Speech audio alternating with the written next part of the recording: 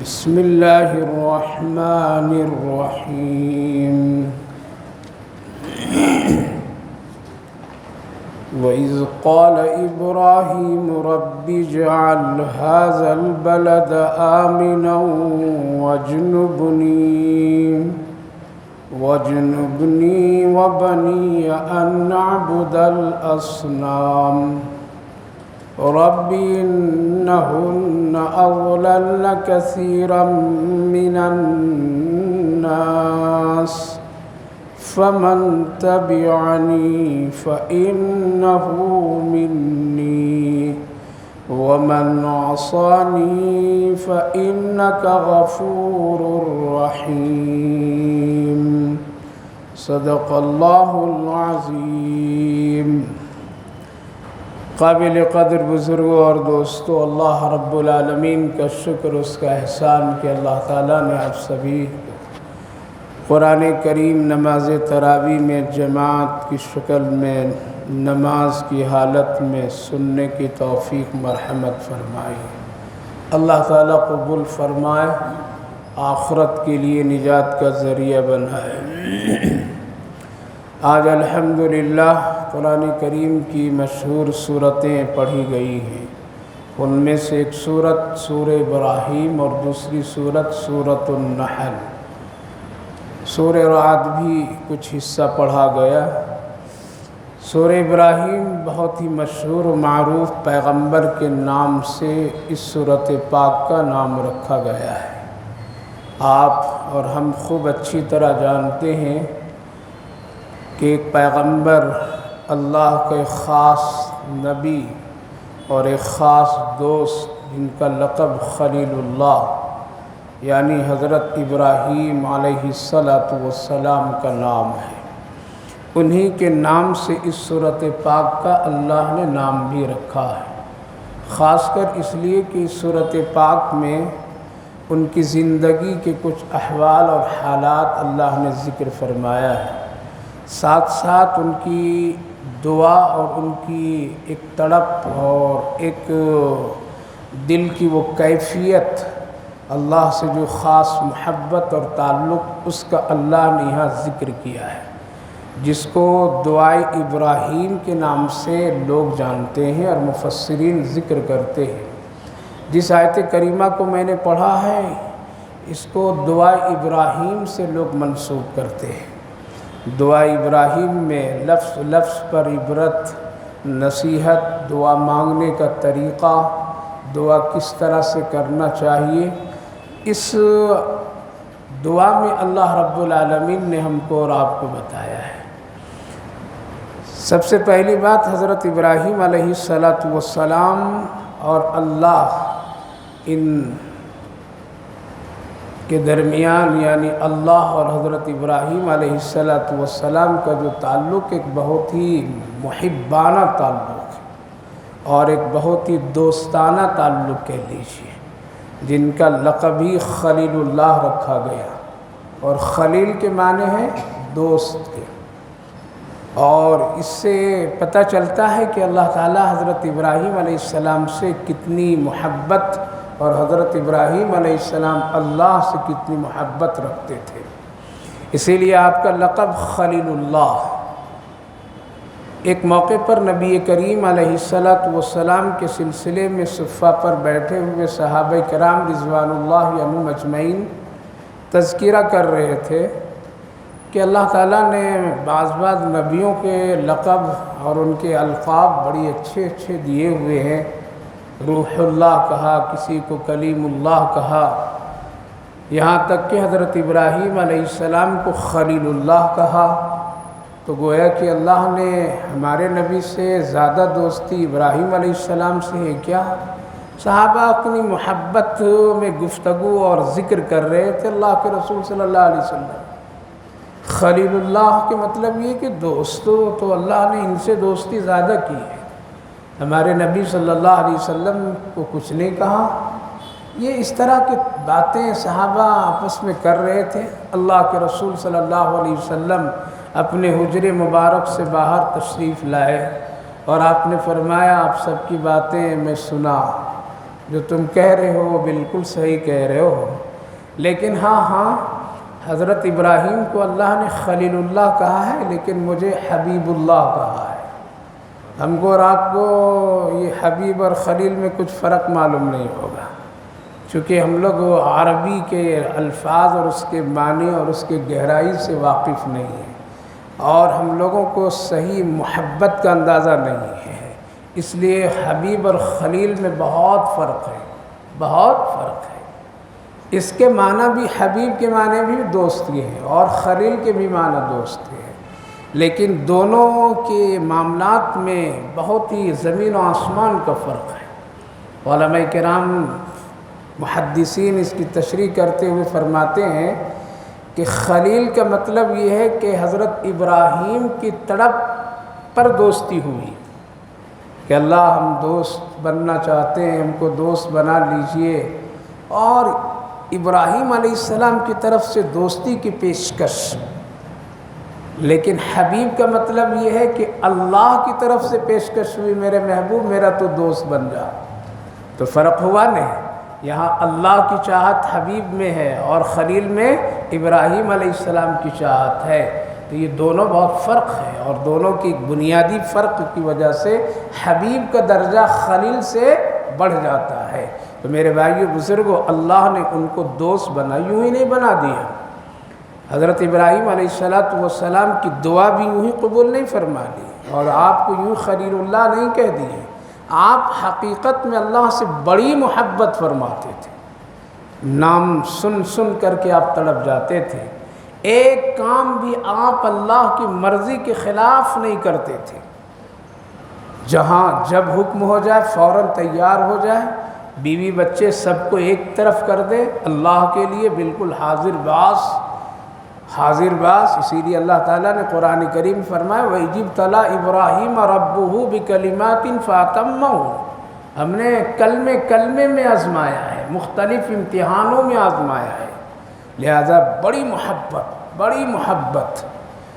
ایک موقع پر واقعہ لکھا ہے قرآن کریم کی آیت کے ضمن میں مفسرین نے کہ بکریاں چرانے کا اللہ نے حکم دے دیا، بکریاں کچھ دنوں تک چرائیے۔ ہر ایک نبی سے اللہ نے بکریوں کا کام لیا ہے، تھوڑے دن یہ بھی کام کرو، تھوڑے دن یہ بھی کام کرو، اور تقریباً ہر ایک پیغمبر سے بکریوں کے چرانے کا اللہ نے کام لیا ہے۔ لوگ فرماتے ہیں کہ بکریوں کا چرانا پیغمبر اور نبی سے یہ بات سمجھ میں نہیں آتی، لیکن یہ ہے حقیقت کہ بکریاں جو ہے وہ بہت جلدی راہ راست بھٹکتی ہے، جدھر ہریالی دیکھتی ہے ادھر فوراً تڑپ جاتی ہے، لہذا بکری چرانے کی ذمہ داری پیغمبروں کو اس لیے دی گئی کہ تم ذرا بکریوں کو لے کر کے جب جنگلوں میں ادھر ادھر جاؤ گے تو بکریاں کبھی ادھر جائے گی، کبھی ادھر جائے گی، کبھی ادھر جائے گی، تو ایسا نہیں ہے کہ چرواہا کیا کرتا ہے، سمیٹتا ہے، بلاتا ہے، ذرا ڈنٹے دکھاتا ہے، کبھی آواز دیتا ہے، اور پھر سب کو سمیٹ کر کے کیا کرتا ہے، لے کر کے آ جاتا ہے۔ اور اگر ان بکریوں کی حرکتوں پر اگر چرواہا کیا ہو جائے، غصہ ہو جائے، تو سب کے ٹانگیں وہیں توڑ کر کے وہ جنگل میں سب کو سلا کے آ جائے گا، لیکن کیا کرتا ہے، برداشت کرتا ہے، نہیں مارتا ہے، زخمی نہیں کرتا ہے، سمیٹ کر کے سنبھال کر کے صبح کا لے جایا ہوا شام کو گھر پھر واپس لاتا ہے۔ پیغمبروں کو اس سے کی عبرت دی اللہ تعالیٰ نے کہ آپ بکریاں جس طرح سے سنبھالیں گے، آپ بکریوں کو جس طرح سے ان کی حرکتوں پر آپ سنبھال کر کے سمیٹ کر کے صبح اور شام رکھیں گے، آپ کی امت میں بھی کچھ لوگ ایسے ہی ہوں گے، آپ سمیٹنا چاہیں گے وہ بھاگنا چاہے گا، وہ ادھر ہریالی دیکھے گا تو اس مذہب کی طرف چلا جائے گا، ادھر ذرا آرام دیکھے گا تو ادھر چلا جائے گا۔ تو ایسا نہیں کہ آپ ان سے لڑائی کیجئے، ان سے دنگا کیجئے، آپ اس کو ماریے، بلکہ کیا کیجئے، بکریوں کی طرح اس کو بھی سنبھال کر کے اپنی جماعت میں رکھے رہیے۔ یہ ہے تربیت، کس کے ہے، اللہ کی طرف سے اس لیے ضروری نہیں ہے کہ ہر ایک آدمی کتاب پڑھ لینے کے بعد بہت باادب بن جائے گا، بلکہ کیا ہے، باادب بننے کے لیے کسی کی صحبت اختیار کرنا پڑتا ہے، کسی بڑوں کے سائے میں اس کو بیٹھنا پڑتا ہے، کچھ دین تک کے بڑوں کے سائے میں سیکھنا پڑتا ہے، اور وہاں سیکھ کر کے پھر وہ کیا کرتا ہے، ایک اچھا اور بہترین انسان بنتا ہے۔ تو ایک موقع پر حضرت ابراہیم علیہ السلام بکریاں لے کر کے چلے تھے جنگل میں، تو کسی نے تذکرہ کیا اللہ سے، فرشتوں میں سے۔ لگ رہا ہے آپ کا دوست جو ہے وہ بکریوں سے محبت کرنے لگا، اتنی خدمت کرتے ہیں، اس کو پتے کھلاتے ہیں، غسل دلاتے ہیں، جھاڑتے پوچھتے، اس کی گندگیاں اٹھاتے ہیں، آپ کی طرف تو دھیان دیکھ ہی نہیں رہا ہوں، لگ رہا ہے کہ یہ دوستی کہیں ٹوٹ تو نہیں گئی ہے۔ تو اللہ تعالیٰ فرمایا نہیں، دوستی نہیں ٹوٹی ہے، اور وہ میرے ابھی بھی دوست ہے، وہ مجھ سے بڑی محبت کرتے ہیں، اگر دیکھنا ہے تو دیکھ لو۔ ایک فرشتے کو بھیجا اللہ تعالیٰ نے، جا کر کے میرا نام لے لو، جنگل میں دیکھو پھر وہ کیسے تڑپتے ہیں۔ اب وہ آئے اور کھڑے ہو گئے کچھ جگہ پر میں، اور کہا سبحان اللہ بحمدہ، سبحان اللہ العظیم وبحمدہ استغفر اللہ۔ یہ کلمہ بڑی بابرکت ہے۔ اللہ کے رسول صلی اللہ علیہ وسلم نے ارشاد فرمایا، جو آدمی صبح 11 مرتبہ یہ کلمہ پڑھ لیتا ہے، اللہ غیب سے اس کے لیے خوشیاں مہیا کر دیتا ہے۔ سبحان اللہ بحمدہ، سبحان اللہ العظیم وبحمدہ استغفر اللہ۔ فرشتہ یہ آواز دیا تو حضرت ابراہیم ڈھونڈنے لگے اس بیاباں جنگل میں کون ہے اتنا بہترین آواز میں میرے رب کا نام لیا۔ بکریوں کو ایک طرف کر دیے، ڈھونڈنے لگے، تلاش کرنے لگے۔ وہ آدمی مل گیا، کہا کہ بھائی جنگل میں تو نے میرے اللہ کا نام لیا، میرے رب کا نام لیا، تعریف کیا، بڑائی کیا؟ کہا کہ ہاں کیا ہوں۔ بہت اچھی تیری آواز ہے، بڑی پیاری آواز ہے، میرے رب کی اتنی اچھی تعریف تم نے کی ہے اور نام لیا ہے، دل چاہتا ہے کہ مجھے سناؤ ایک مرتبہ، میں سننا چاہتا ہوں۔ کہا کہ فری نہیں سناؤں گا، کچھ دو گے ہدیہ تب سناؤں گا۔ کہا کہ جنگل میں میرے پاس کچھ نہیں، 500 بکریاں، ایک مرتبہ سناؤ 250 دے دوں گا۔ کتنے دوں گا؟ 250 بکریاں دے دوں گا، سناؤ۔ سنا دیا۔ کہا کہ بہت اچھا لگا اور بہت مزہ آ گیا سننے میں۔ ہمارے دل میں اگر قرآن کی محبت ہو تبھی تو اچھا لگے گا، جب گانا سے دل بھرا ہے تو قرآن کہاں سے مزہ آئے گا؟ قرآن سننے میں پھر شیطان متنفر کر دیتا ہے، ذہن کو ادھر ادھر پھیلا دیتا ہے، اچھا نہیں لگتا، اکتاہٹ کی کیفیت ہوتی ہے، لوگ بھاگنے نکلنے کی کیفیت بنا لیتے ہیں۔ اور اگر محبت ہو تو ڈٹ کر کے رہتے، نہیں سننا ہے ہم کو، سناؤ۔ بہت اچھا سنایا تم نے، بہت مزہ آیا، لطف آیا۔ کہا کہ اب کیا دیں گے؟ کہا کہ ابھی بھی میرے پاس 250 ہے۔ کتنے ہیں؟ 250 بھی ہے، لے لو۔ 2 مرتبہ سنے، کتنا دیے؟ 30 دن حافظ صاحب قرآن سناتے ہیں، پھر آپس میں گفتگو کرتے ہیں، ہدیہ دینا ان کو جائز ہے کیا؟ بڑے بڑے مفتی نکل جاتے ہیں، تراویح پڑھانے کا پیسہ لینا چاہیے کیا؟ تراویح پڑھانے کے بعد پیسہ دینا چاہیے کیا؟ نکاح پڑھانے کا امام صاحب کو پیسہ دینا چاہیے کیا؟ ہاں، یہ سب پوچھتے ہیں، لینا ان کو جائز ہے کیا؟ تجھے ویڈیو اور فوٹو بنانے میں شادی میں جائز وہاں نہیں سمجھ میں آیا، حرام نہیں سمجھ میں آیا، وہاں منہ مانگے، لو بھائی یہ بھی یہ تمہارا ہے، تمہارا بل ہے، یہ میری طرف سے بخشش ہے۔ کیا کہتے ہو؟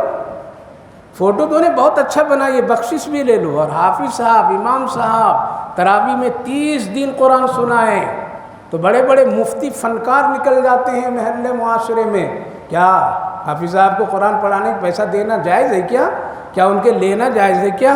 یہ بحث بھائی دو، خوب دو، تبھی تیری برکت کے راستے دروازے اللہ کھولے گا۔ یہ فتویٰ بازی بند کیجئے، اور جو لوگ کہتے ہیں وہاں مت پہنچیے۔ آپ قرآن کی قیمت نہیں دے سکتے ہیں، آپ ہم سب کے علماء کی قیمت نہیں دے سکتے ہیں۔ یہ جو وقت دے دیتا ہوں اس کا قیمت تھوڑے سے ہے، ورنہ یہ سکھانا، یہ سمجھانا، یہ قرآن سنانا، دنیا کی کوئی طاقت اس کی قیمت ادا نہیں کر سکتی ہے، نہیں کر سکتی۔ اس لیے شیطان بہت جلدی یہاں پر ہم کو اور آپ کو گمراہ کر دیتا ہے۔ آپ خوب دیجئے، مؤذن کو دیجئے، امام کو دیجئے، قرآن پڑھانے والے کو دیجئے، اور پھر کہیے اللہ تیرے کلام کی محبت میں ان کی مدد کرتا ہوں، میری بھی آپ محبت میں مدد کیجئے، یہاں راستہ کھلے گا۔ اس لیے لوگ پوچھا کرتے ہیں اور عجیب بخیل بن جاتے ہیں وہاں پر، اتنا بخیل، اللہ حفاظت فرمائے۔ نکاح پڑھایا، اللہ اکبر، گن کر کے 500 روپیہ دیا، حیا شرم نہیں آئی مسلمان کو، اللہ اکبر، جا کر کے ابھی شادی میں اڑائے گا، بخشش دے گا ناچنے والوں کو، فوٹو بنانے والے کو، اس کو اس کو سب کو، کوئی جوتا سیدھی کر دے گا تو اس کو بھی دے گا۔ اللہ اکبر. وہاں تو دینے میں تمہارے کچھ بھی درد نہیں ہوتے ہیں، لیکن امام صاحب، مؤذن صاحب، خادم صاحب، ان کو دینے میں بہت ہی دل درد ہوتا ہے. میرے بھائیوں بزرگوں، برکت کی روزی یہاں سے کھلتی ہے. دیا کیجئے، خوب دیا کیجئے. رمضان مبارک کا مہینہ ہے، قرآن سن رہے ہیں، بالکل بخل نہ کیجئے. آپ کے مولانا اتنی تقریر مت کیجئے، شاید مانگ رہے. نہیں، آپ کی جیب پر نظر رکھ کر کے نہیں بولتا ہوں، الحمدللہ. آپ کی جیب اور اکاؤنٹ پر نظر رکھ کر کے نہیں کہتا ہوں، یہ اصلاح کی بات کہتا ہوں. ہمارا نظریہ جو ہے بھائیو بزرگوں، قرآن سے جو ہمارا لگاؤ اور تعلق ہے وہ بتا رہا ہوں. حضرت ابراہیم علیہ السلام کتنا دیے؟ 500 بکریاں 2 مرتبہ سننے میں دے دیے. کہا کہ ایک مرتبہ اور دل چاہتا ہے ایک مرتبہ اور سنا دو. کہا کہ اب کیا دیں گے؟ کہا کہ دیکھو تو سیدھا سادہ آدمی معلوم ہو رہا ہے، بکری چرانا تم کو نہیں آئی. اتنی بکریاں تم کیسے چرا سکو گے؟ اس لیے بکریوں کو چرانے کے لیے لگتا ہے تم کو چرواہا رکھنا پڑے گا. تم ایک مرتبہ سنا دے، میں چرواہا بن کر کے یہ ساری بکریاں چراؤں گا، تیرے گھر سے نکالوں گا، گھر لے جایا آیا کروں گا، تمہیں کوئی پریشانی نہیں ہوگی. سنا مجھے. سنایا، بہت مزہ آ گیا. ٹھیک ہے، بتا تیرا گھر کہاں ہے؟ بکریاں وہاں لے جاؤں گا، لے آؤں گا. فرشتہ بنا. پہلے کیا تھا؟ انسان تھا. کہا کہ دیکھو میں فرشتہ ہوں، فلاں فلاں تیرا تذکرہ ہوا، ایسا ایسا ہوا. کامیاب ہو گئے تو. کیا ہو گئے؟ کامیاب ہو گئے تو. اب اللہ انعام آپ کو دے رہا ہے. آپ جو گھر سے بکریاں لے کر کے صبح نکلتے تھے، شام کو لے جاتے تھے، اب آپ کو لے جانے کی ضرورت نہیں ہے، بلکہ اللہ کی طرف سے کوئی فرشتہ آئے گا اور بکریوں کو لے جائے گا اور لے آئے گا اور آپ کی وہ غلامی کرے گا. اس لیے آپ کے دل میں اللہ کی محبت، آپ کی دوستی اللہ سے پکی ہے. ہم سب کو یہ بات معلوم ہو گئی. تو دعا حضرت ابراہیم علیہ السلام کی جو قبول ہوئی، اور قرآن میں اللہ نے جو ذکر کیا ہے، یوں ہی نہیں بلکہ ان کے پیچھے ان کی محنت، ان کی محبت، ان کے تعلق اور ان کی قربانیاں، ان کے جذبات اللہ نے یہاں ذکر کیا ہے. آپ ترجمہ سنیے، پھر میں دعا کا طریقہ اسی کی آیت کے روشنی میں مختصر بتاؤں گا اور وقت پر ختم کروں گا. صبر سے سنیے. دیکھیے کب یہ دعا کی ہے، اس کا بھی تھوڑا سا پس منظر. اللہ تعالیٰ فرمائے ابراہیم بیٹا اسماعیل اور بیوی ہاجرہ کو جا کر کے چھوڑ کر گیا. یہ نہیں پوچھے کہ کہاں. کہا کہ جبریل رہنمائی کریں گے، جہاں وہ بیٹھائیں گے وہیں چھوڑنا. کہاں سے چلے؟ ملک شام سے چلے. ملک شام سے جہاں ہریالی اور پانی دیکھتے تھے تو پوچھتے جبریل یہاں ٹھہروں؟ کہا کہ نہیں، یہاں کا حکم نہیں. 7 مرتبہ ملک شام سے وہاں تک پوچھیں، یہاں ٹھہروں یہاں ٹھہروں؟ کہا یہاں کا حکم نہیں. جب مکہ کی اس وادی میں پہنچے تو آپ کو کہا حضرت جبریل نے یہاں چھوڑ دیجئے. کہاں؟ زمزم کے قریب، یہاں چھوڑ دیجئے. اور چھوڑ کیے اتاریے، مشکیزے میں جو پانی ہے وہ دے دیجئے. گفتگو مت کیجئے، حال کال مت پوچھئے. بیوی آپ سے کچھ سوال کرے گی، جواب پلٹ کر کے مت دیجئے، بلکہ کیا کیجئے؟ اتاریے اور فوراً چلیے. ایسا کوئی امتحان کرے گا؟ حضرت ابراہیم رکھیں اور فوراً نکلے وہاں سے. حضرت ہاجرہ آواز دی، پکڑی. کیوں؟ یہ تھوڑا سا پانی، تھوڑا سا کھانا، ہماری فکر اور محبت نہیں تو کیا اس بیٹے کا اسماعیل جس کو آپ بڑھاپے میں اللہ سے رو رو کر کے مانگے ہیں، اس کے بھی خیال نہیں؟ کچھ جواب نہیں دے رہے تھے، کچھ نہیں. حکم ہے زبان سے مت بولیے. ہم لوگ تو نماز پڑھنے مسجد آتے ہیں تو 4 مرتبہ پوچھتے ہیں، جا رہا ہوں جی نماز پڑھنے کے لیے. ہیں؟ جا رہا ہوں جی نماز پڑھنے کے لیے. آ رہا ہوں جی نماز پڑھ کر کے. ہے؟ ہاں جائیے، جلدی آ جائیے، وہاں کہیں رکیے گا نہیں. بیان ورنہ سنیے گا. یہ ہے ہمارا آج سسٹم ہے. 4 مرتبہ پوچھیں گے تب مسجد آئیں گے، اور جاتے جاتے کئی مرتبہ کال بھی ہو جائے گا. یہ ہے محبت. دیکھیے روک دیے، چلے. حضرت ہاجرہ کہنے لگی کیوں یوں چھوڑ کے جا رہے ہیں آپ؟ کیوں چھوڑیں؟ کیا قصور؟ لیکن جب جواب نہیں دیے تو نیک بی بی خود سمجھ گئی یہ پیغمبر ہیں، سخت دل نہیں ہے، بڑی محبت ہے میری ان کے دل میں، بیٹے کی محبت ہے. لیکن لگ رہا ہے کچھ اوپر والے کا حکم ہے، اسی لیے یہ مجبور ہے چھوڑنے پر. پوچھ بیٹھے کیا اللہ کا حکم ہے کیا؟ حضرت ابراہیم سر صرف ہلائے، زبان نہیں ہلائے، کہا کہ ہاں۔ تو انہوں نے کہا کہ اگر اللہ کا حکم ہے تو ہم کو اور میرے بیٹے کو اس وادی میں ضائع نہیں کرے گا، آپ سکون سے چلے جائیے۔ اللہ، جب بیوی حوصلہ مند ہو اور نیک خاتون ہو تو شوہر کو نیکی کرنا آسان ہو جاتا ہے، اور اگر بیوی نیک نہ ہو اور نیکی کا اس کے اندر جذبات نہیں ہو، اس کے اندر شوق نہ ہو، تو شوہر کو نیکی کے کام کرنے میں بڑی مشکل اور بڑے آڑے آ جاتے ہیں۔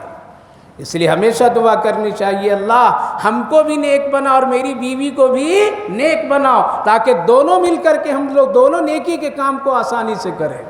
یہ دعا کیا کیجیے، اللہ ضرور حالات کو بدل دیں گے۔ جب مروہ پہاڑ سے چھپ گئے تب یہ دعا کی، کہاں دعا ہے؟ اسی لیے اللہ کے رسول نے فرمایا صفا مروہ کی جب طواف کرو تو مروہ پر آ کر کے کیا کرو؟ دعا کرو بیٹھ کر کے، یہاں تیری دعا کو میں قبول کروں گا، جیسے حضرت ابراہیم علیہ السلام کی دعا قبول کیا۔ دعا قبول کی وہاں کیے، کیا دعا کیے؟ دعا میں ایک بات سمجھیے، کسی کو کسی جگہ رہنا ہے تو دو چیزوں کی ضرورت ہے، کہ وہ جگہ امن والا ہو۔ کیا ہو؟ امن والا ہو۔ جس گھر میں ہو گھر امن والا ہو، جس شہر میں ہو شہر امن والا ہو۔ اگر امن شہر میں نہیں ہے، امن گھر میں نہیں ہے، تو سکون ہرگز نہیں مل سکتا ہے۔ دوسری بات، جہاں ہے وہاں کفایت کی روزی ملنا، روزی ہے تب تو آپ کی جگہ بھی ٹھیک ہے، اگر روزی نہیں ہے تو جگہ ٹھیک نہیں ہے، پریشانی ہے۔ تو حضرت ابراہیم علیہ السلام دعا کرتے ہیں، وَإِذْ قَالَ إِبْرَاهِيمُ رَبِّ اجْعَلْ هَٰذَا الْبَلَدَ آمِنًا وَاجْنُبْنِي، پہلے اپنے ایمان کے بارے میں فکر کرتے ہیں، اے میرے اللہ میں نے اپنے اس شہر میں، یعنی اس شہر کو اے میرے اللہ امن والا بنا دیجئے۔ کیا بنا دیجئے؟ امن والا بنا دیجئے۔ میری بیوی ہے، بچہ ہے، آپ ہی بنا سکتے ہیں۔ وَاجْنُبْنِي أَن نَّعْبُدَ الْأَصْنَامَ، اور ہم کو بھی میرے بچوں کو بھی بت پرستی سے بچا لیجئے گا۔ سب سے پہلی چیز ایمان کی فکر ہونی چاہیے، جہاں بھی جائیے اپنے ایمان کا اللہ سے پہلے واسطہ کرا لیجئے کہ اللہ شہر چاہے جیسا بھی ہو، حالات کیسے ہو، ایسے میں میرا ایمان آپ ہی حفاظت کر سکتے ہیں۔ تو پہلے اس شہر کے امن کی دعا کیے، پھر بت پرستی سے رب انہن اضللن کثیرا من الناس، اس لیے بت پرستی کر کر کے لوگ کیا ہو گئے؟ بہت گمراہ ہو گئے، اس لیے گمراہی کا ذریعہ ہے۔ اس لیے ہم کو بھی بچائیے، میری اولاد کو بھی بچائیے، سب کو ہدایت دیجیے۔ ومن آسانی، جو انکار کرنے والے ہیں، جو ہم کو نہیں مانتے ہیں، اللہ ان کو بھی معاف کیجیے۔ ربنا انی اسکنت من ذریتی بواد غیر ذی زرع عند بیتک المحرم، اے میرے اللہ میں نے اپنے بچوں کو، اپنی بیوی بچوں کو ایسی جگہ ٹھہرا دیا ہوں، اب چھپ کر کے دعا کر رہے ہیں، ایسی جگہ ٹھہرا دیا ہوں جہاں کچھ بھی نہیں سوائے تیرے گھر کا، یعنی بیت اللہ پہلے سے ہے لیکن نشان نہیں ہے، دیواریں نہیں لیکن ہے، معلوم تھا کہ یہیں بیت اللہ پھر تعمیر کی جائے گی۔ دعا کیے کہ اللہ میں آپ کے گھر کے بازو میں ٹھہرایا ہوں، اپنی بیوی بچوں کو تو جانتا ہے، ایسی جگہ ہے کچھ بھی نہیں لیکن تیرا گھر ہے، عند بیتک المحرم ربنا لیقیموا الصلاۃ، لہذا میرے بیوی بچوں کو آپ نماز کی توفیق دیجیے گا۔ یہاں سے دو باتیں معلوم ہوئی، ایک یہ ہے کہ اللہ کے گھر کے قریب جو پڑوسی بن جاتا ہے وہ برکت والا ہے، کیا ہے؟ لیکن اس کو بھی خیال رکھنا چاہیے اپنے پڑوسی کا کہ میں اللہ کے گھر کے بازو میں گھر ہوں، نماز نہ چھوڑوں، گناہ نہ کروں، مسجد کی بے حرمتی نہ کروں، یہ پڑوسی ہیں، یہ قریب ہیں، واسطہ دیے۔ دوسری بات یہ معلوم یہ ہے کہ مسلمان جہاں رہے وہاں اس کے محلے میں کیا ہو؟ مسجد ہو۔ مسجد کے بغیر مسلمان کی شان نہیں، مسجد کے بغیر مسلمان کی ایمانی رونق نہیں، مسجد کے بغیر اس مسلمان کی پہچان نہیں۔ اس لیے یہ ایک اجتماعی اور فرض کفایہ کے درجے میں ہے کہ ہر ایک مسلمان کے محلے میں مسجد ہو اور اس مسجد کو آباد کرنے والے مسلمان لوگ ہوں۔ عند بیتک المحرم، اے اللہ تو یہاں نماز پڑھنے کی توفیق دیجیے گا۔ فاجعل افئدۃ من الناس، اور لوگوں کے دل یہاں کھینچ کر کے لائیے گا۔ لہٰذا آج بیت اللہ شریف کی طرف لوگوں کے دل کھینچتا ہے نہیں کھینچتا ہے؟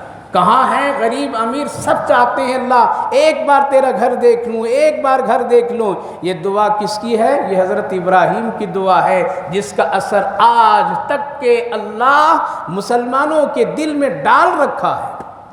افئدۃ من الناس، طواف کرتے وقت دیکھتے ہوں گے، طواف کرتے ہیں تو دل کدھر ہوتا ہے؟ دل کعبے کے قریب ہوتا ہے نا، اس سائڈ ہوتا ہے۔ لوگ ایسے ہی چکر کاٹتے ہیں تو یہ دل اللہ نے ایسے نہیں گھمایا، داہنے اس طرف سے نہیں گھمایا، بلکہ کس سے؟ اس طرف سے گھمایا۔ کیوں؟ تاکہ تمہارا دل یہاں ہمیشہ کعبے سے جڑا رہے۔ جتنا تو قریب اپنا دل کعبے سے رکھے گا اتنا ہی کعبے کے نور تیرے دل میں عکس کرتا رہے گا۔ لیکن اس دل کو اب ہم لوگ کعبہ نہیں موبائل بنا دیے۔ کیا بنا دیے؟ طواف کرتے کرتے فوٹو، طواف کرتے کرتے فوٹو، طواف کرتے کرتے یہ، طواف کرتے کرتے وہ۔ جو نور کعبے سے دل میں آنا چاہیے وہ کہاں ہو رہا ہے؟ یہ موبائل سب روک دے رہا ہے۔ اس لیے جب اللہ کبھی توفیق دے دے بیت اللہ کی طواف کرنے کا، قسم خدا کی واسطہ دیتا ہوں اللہ کی، واسطہ دیتا ہوں اللہ کی، یہ حرکت کبھی نہیں کیجئے گا کہ موبائل لے جا کر کے اس کو وہاں پر استعمال کیجئے گا، ورنہ آپ کے دل میں کعبے کے نور نہیں آ گی۔ اسی لیے کتنے آ رہے ہیں، امڑ کر کے آ رہے ہیں، لیکن پھر بھی ہماری مسجدیں حاجیوں سے، عمرہ کرنے والوں سے فجر میں خالی خالی ہے۔ کیوں؟ وہ کعبے کا جو نور اس میں جانا چاہیے تھا وہ دل میں نہیں لاتے ہیں۔ نبی کے روضے پر جو جا کر کے نور آنا چاہیے تھا دل میں، جو نبی کی کشش اور محبت آنی چاہیے، وہاں بھی موبائل، امی جی سلام تم بھی کر لو، بھابھی جان تو بھی کر لو، بی بی تو بھی کر لو۔ ارے ایسا سلام کرنا جائز ہے؟ یہ تو بے حرمتی کرنے والا کام کر دیا۔ اس لیے موبائلوں سے سلام دکھا دکھا کر کے نبی کے روضے کے پاس اور کعبے کے پاس میں اس طرح کی تصویر لینا نہایت ہی بد احترامی کی علامت ہے۔ اس لیے جب آپ کو ہم کو کبھی توفیق ملے، خاص خیال رکھنا، تصویریں فرشتہ دیکھ رہا ہے، وہ بنا رہا ہے تیرا، تو اپنا بنا رہا ہے، تیری بے حرمتی کی تصویر فرشتے بنا رہے ہیں۔ اس لیے کبھی بھی ایسا کام نہیں کیجیے گا۔ فَجْعَلْ أَفْئِدَةً مِّنَ النَّاسِ، اے اللہ دل کو ادھر مائل کر دیجئے گا۔ وَارْزُقْهُم مِّنَ الثَّمَرَاتِ، اور ساتھ ساتھ اے اللہ یہاں پر میں پھل فروٹ کی روزی دیجئے گا۔ یہ دعا نہیں کی کہ اللہ یہاں کھیتی باڑی سے روزی دیجئے گا۔ جانتے تھے کہ یہاں کھیتی باڑی میں اگر لوگ الجھ جائیں گے تو حاجیوں کی خدمت کون کرے گا؟ عبادت سکون سے لوگ نہیں کر سکیں گے۔ اسی لیے دعا یہ کی حضرت ابراہیم کہ یہاں کھیتی نہیں ہو بلکہ ہو کہیں لیکن روزی یہاں ملے۔ آج مل رہا ہے نا، دنیا میں کہیں کوئی پھل آ گیا، مکۃ المکرمہ مدینۃ المنورہ میں حاضر ہے، کبھی کمی نہیں ہے۔ یہ دعا کی برکت حضرت ابراہیم خلیل اللہ کی۔ نبی پاک مدینہ تشریف لے گئے، قباء کے پاس آپ کی سواری اونٹنی بیٹھے، آپ ہاتھ اٹھائیں، اٹھا کر کے کہا اے اللہ تیرا نبی خلیل نے مکے کی برکت کی دعا کی تھی، تیرا نبی محمد مدینے کی برکت کی دعا کرتا ہے۔ اے اللہ یہاں بھی برکت ہی برکت دینا۔ آج اگر مدینے والوں کو خوشحالی ہے تو یہ آقا کی دعاؤں کی برکت ہے، اور آج مکے میں بھی اگر روزی کی فراوانی اور خوشی ہے تو یہ حضرت ابراہیم خلیل اللہ کی دعا کی برکت ہے۔ پتہ چلا کہ دعا اگر کوئی آدمی دوسروں کے لیے کیا، آل اولاد کے لیے کیا تو اللہ اس کی برکت سے اللہ روزی دیتا ہے۔ لہذا دعا کی من الثمرات لعلہم یشکرون، تاکہ تیری نعمتیں کھا کھا کر کے لوگ کیا کریں گے؟ شکر ادا کریں گے۔ ربنا انک تعلم، اے اللہ دل کا حال تو جانتا ہے، خوب جانتا ہے، اچھا طرح سے جانتا ہے میرے دل میں کتنی تڑپ ہے، بیوی کی محبت، بچے کی محبت، یہ سب تو جانتا ہے۔ صرف چھوڑا ہوں اس لیے تیرے حکم پر۔ ما یخفی علی اللہ، یہ عاجزی اپنا پیش کرتے ہیں۔ کیا کرتے ہیں؟ عاجزی پیش کرتے ہیں۔ میرے دل کی کیفیت کو تو جانتا ہے، اپنے معصوم سے بچے کو چھوڑ دیا تیری محبت میں، اپنی بیوی کو چھوڑ دیا تیری محبت میں، اللہ تو اس کو ضائع نہیں کرنا۔ یہ عاجزی ہے۔ کیا ہے؟ عاجزی ہے۔ پھر کیا کہتے ہیں؟ سنیے اب دعا، الحمدللہ الذی وہب لی علی الکبر اسماعیل، آپ تو میرا وہی اللہ ہے، آپ کی تعریف میں کرتا ہوں، آپ کا شکر ادا کرتا ہوں، بڑھاپے میں مجھے آپ نے اسماعیل دیا ہے۔ یہاں سے علماء کرام لکھتے ہیں جب دعا کیا کرو تو اپنی نعمتوں کا دعا میں ذکر کرو، اے اللہ ہم کو آپ نے انسان بنایا ہے، اے اللہ آپ نے ہم کو ایمان والا بنایا ہے، اے اللہ آپ نے ہم کو محمد عربی کی امت بنایا ہے، اے اللہ آپ نے ہم کو مسجد میں آنے کی توفیق دیا ہے، اے اللہ آپ نے ہمیں اولادیں دی ہے، اے اللہ آپ نے ہم کو بیوی بھی دیا ہے، اے اللہ آپ نے ہم کو فلاں فلاں فلاں نعمتیں دی ہے۔ یہ جب نعمتوں کا ذکر کریں گے تو دعا میں شکر، اور شکر جب کریں گے تو نعمتیں ملے گی۔ کیا ملے گی؟ حضرت ابراہیم شکر ادا کر رہے ہیں، اے اللہ آپ نے مجھے بیٹا دیا، آپ نے ہم کو فلاں چیز دی ہے، آپ نے ہم کو فلاں چیز دی ہے۔ اس لیے صرف مانگیے نہیں بلکہ اپنی نعمت کا بھی دعا میں ذکر کیجیے۔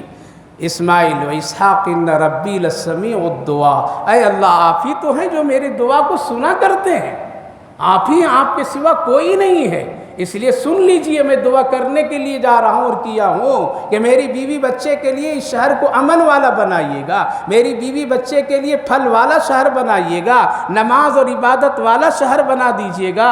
یہ سب دعا کرتے ہیں۔ پھر کیا کہتے ہیں؟ رب اجعلنی مقیم الصلاۃ ومن ذریتی، اے میرے اللہ ہم کو بھی نماز پڑھنے والا بنائیے اور میری اولاد کو بھی نماز پڑھنے والا بنائیے۔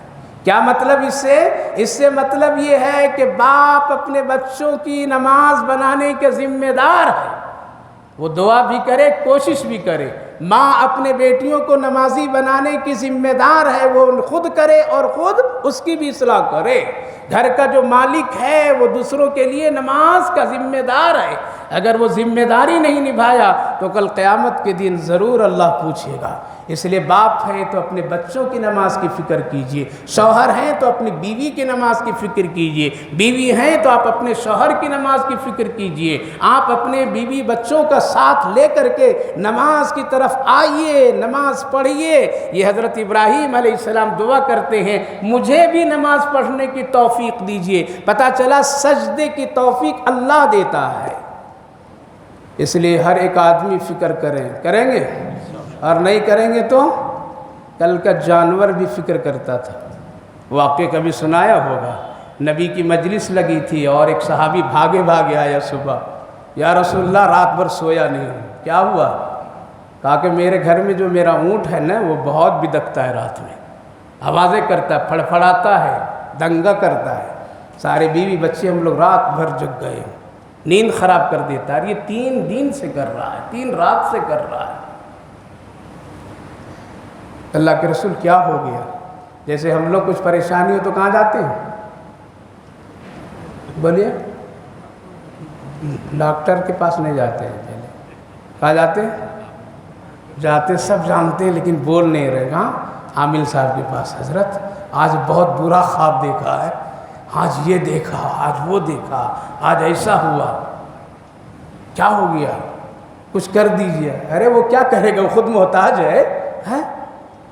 مطلب یہ کہ کوئی تعویذ دے دیجئے، کوئی کالا دھاگا دے دیجئے، پانی پر دم کر دیجئے، کچھ بتائیے میرے ستارے کہاں ہیں، کیا ہے، کون ہے؟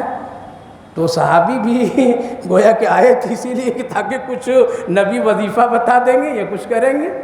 آقا سمجھ گئے، سمجھ کر کے فرمایا تم نے تو اونٹ کی شکایت کی ہے میرے پاس، لیکن فیصلہ ہم اس کے سامنے کروں گا، جاؤ ذرا اس کو بھی بلا کر کے لے آؤ۔ اب یہ گئے، جا کر کے رسی کھولے، کہا کہ چل تیری شکایت میں نے رسول اللہ سے کر دی ہے۔ تو اونٹ اپنے زبان حال سے کہا میں خوش نصیب ہوں کہ میرے آقا نے مجھے بلایا ہے۔ بھاگے اونٹ چلا۔ صحابہ کا مجمع ہے فجر کی نماز کے بعد، انتظار میں ہے کہ دیکھیں آج فیصلہ کیا ہوتا ہے۔ ایک طرف زبان والا، ایک طرف بغیر زبان والا ہے۔ اونٹ کو دیکھا، نبی نے کہا کہ آنے دو اس کو، راستہ دیے، آ کر کے ادب سے بیٹھا، سلام کیا، نبی جواب لیے، سارے لوگ جواب دیے۔ اللہ کے رسول نے پوچھا ارے اونٹ تیرا مالک بہت شکایت کیا، تو رات بھر سونے نہیں دیتا، ان لوگوں کو پریشان کرتا ہے، کیا کھانا پانی بوجھ وغیرہ میں کچھ پریشانی ہے، کیا مارتا ہے، کیا کرتا ہے، کچھ بتاؤ۔ زبان اللہ کے رسول سمجھتے تھے اونٹوں کی، کیا جانوروں کے بھی، پرندوں کے بھی، چرندوں کے بھی۔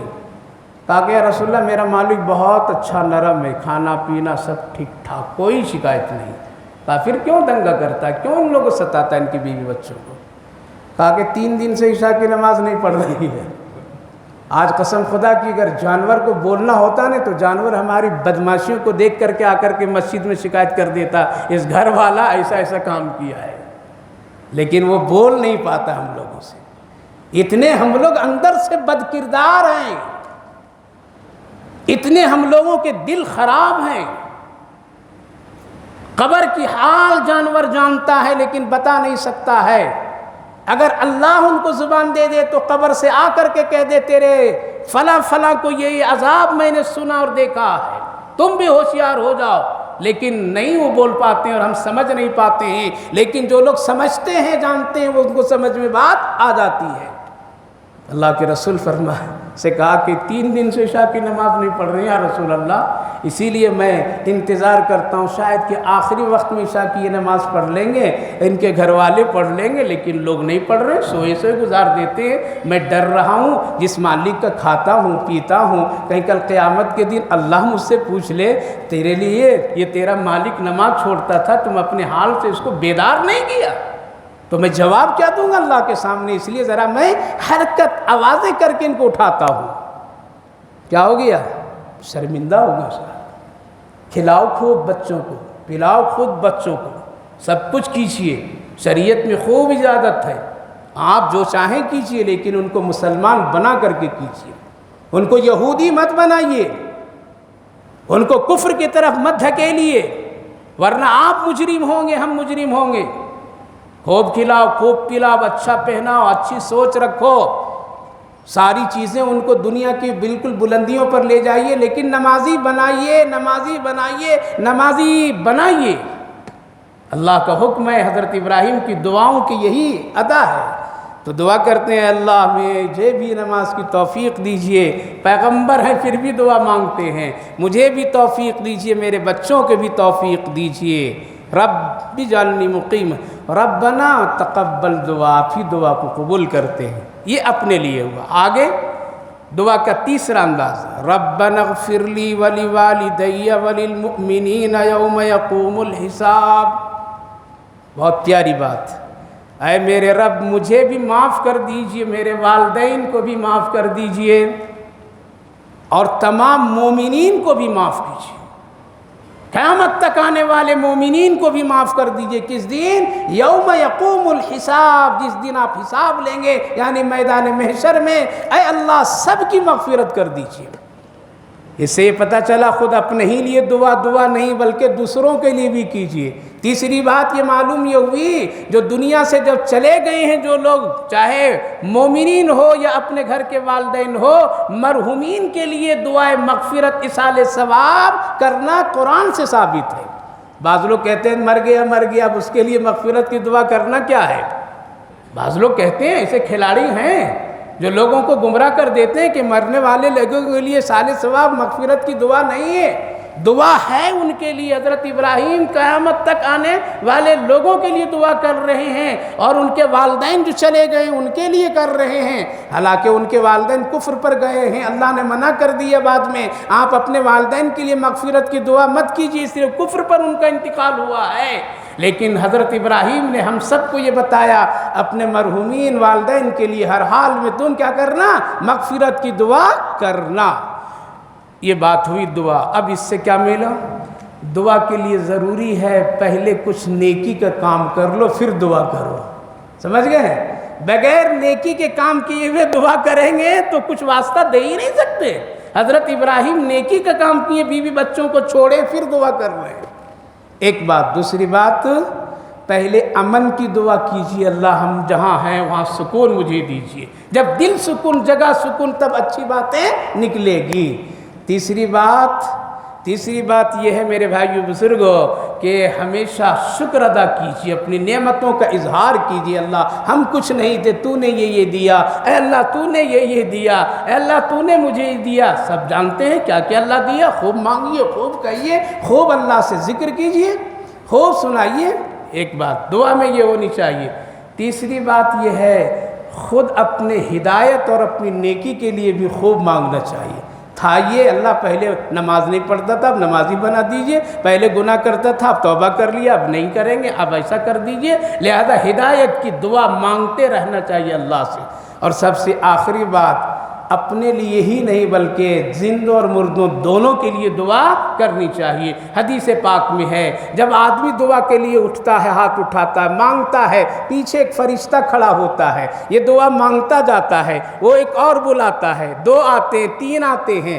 جب وہ دوسرے کے لیے دعا کرنا شروع کرتا ہے تو 70 فرشتے پیچھے آ کر کے آمین آمین کہتے ہیں، اور اگر دوسروں کے لیے وہ دعا نہیں کرتا ہے سارے فرشتے بغیر آمین کہے واپس چلے جاتے ہیں۔ اس لیے حدیث پاک میں تم دوسروں کے لیے دعا کرو، تم کو اپنے کے لیے دعا کرنے کی ضرورت نہیں پڑے گی۔ اس لیے یہ مہینہ اور یہ وقت، یہ ٹائم دعا کا ہے۔ دعا مومن کا کیا ہے؟ ہتھیار، نبی نے فرمایا ہے، اس میں بڑی طاقت ہے۔ مغفرت کا عشرہ شروع ہو گیا ہے، دعا کیجئے، خوب کیا کیجئے، خوب کیا کیجئے۔ صرف اجتماعی دعاؤں پر بھروسہ نہیں کیجئے بلکہ آپ تنہائیوں میں دعا کیجئے، اور دعا میں یہی عاجزی ہو، ادب ہو، حلال مانگنے کا ہو، دوسروں کی بھی فکر ہو، نعمت کا اظہار ہو، اللہ کی خوب تعریف ہو، اے اللہ تو نے ایسا ایسا کیا ہے۔ انشاءاللہ جب یہ کام کریں کہ تو دعا اللہ کی بارگاہ میں مقبول اور محبوب ہو جاتی ہے۔ اس لیے دعا کی کثرت گھنٹوں گھنٹوں مانگا کرو اللہ سے، اور اپنے حال میں مانگو، دوستانہ طریقے سے مانگو، ایسا مانگو کہ لگے گا اللہ میرے ہی لیے اور کسی کے لیے نہیں ہے۔ اس طرح سے دعا مانگیے، اپنی زبان میں مانگیے، کوئی پریشانی نہیں، عربی کے جملے کی ضرورت نہیں ہے، دل سے جو بات نکل جائے گی وہی دعا بن کر کے عرش کو ہلا دیتی ہے۔ اس لیے میرے جوانوں، بزرگوں، ماں بہنوں، خوب دعا کا اہتمام کیجیے۔ اللہ ہم سب کو عمل کی توفیق دے۔